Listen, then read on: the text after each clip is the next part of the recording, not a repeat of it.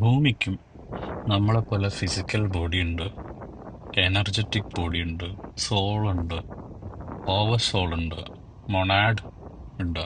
ഭൂമിക്ക് I am presence ഉണ്ട്. നമ്മൾ ഈ ലൈഫ് എക്സ്പീരിയൻസ് ചെയ്യുന്ന പോലെ ഭൂമി ലൈഫ് എക്സ്പീരിയൻസ് ചെയ്യുവാണ്. ഭൂമി പല ഡയമെൻഷൻസ് കടന്ന് മുന്നോട്ട് പോയിക്കൊണ്ടിരിക്കുകയാണ്. ഇപ്പോൾ 3rd ഡയമെൻഷനിൽ ഉണ്ടായിരുന്ന ഭൂമി 4th ഡയമെൻഷനിലും കടന്ന് 5th ഡയമെൻഷനിലാണ് ഇപ്പം നിൽക്കുന്നതെന്നാണ് പറയുന്നത്. അത് വളരെ ഹൈ വൈബ്രേഷനാണ്. ലൈക്ക്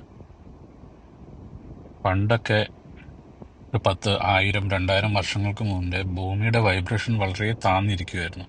അതുകൊണ്ട് തന്നെ മണിക്കൂറുകളോളം ഫാമിലിയും ആളുകളുടെ കൂട്ടത്തിൽ നിന്നും വിട്ടു നിന്ന് മെഡിറ്റേറ്റ് ചെയ്താലാണ് ഒരു സ്റ്റേറ്റിൽ എത്താൻ പറ്റുള്ളായിരുന്നു.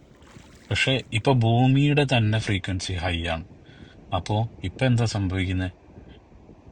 നോർമലായിട്ട് ജീവിച്ച് വീട്ടിൽ ഫാമിലിയായിട്ട് ജീവിക്കുന്നവർക്കെല്ലാം ഇഷ്ടം പോലെ ആൾക്കാർ കുണ്ടലിനി അവേക്കനിങ്ങും അങ്ങനത്തെ സ്പിരിച്വൽ എക്സ്പീരിയൻസസും സംഭവിക്കുന്നുണ്ട് വളരെയധികം.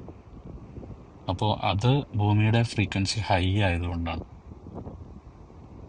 എനിക്കറിയോന്നറിയില്ല, ഭൂമിയുടെ സോൾ നെയിം എന്ന് പറയുന്നത് ഗയ എന്നാണ്, GAIA. ഭൂമിക്കും നമ്മളെപ്പോലെ തന്നെ എനർജി സെന്റേഴ്സ് ഉണ്ട്, ചക്രാസ് ഉണ്ട്, എനർജി മെറിഡിയൻസ് ഉണ്ട്, 5th ഡയമെൻഷണൽ ഗ്രിഡ് ഉണ്ട്. ഈ എനർജി സെന്റേഴ്സിലൊക്കെ പോയി കഴിഞ്ഞാൽ ഭയങ്കര പവർഫുൾ ഹീലിങ്ങും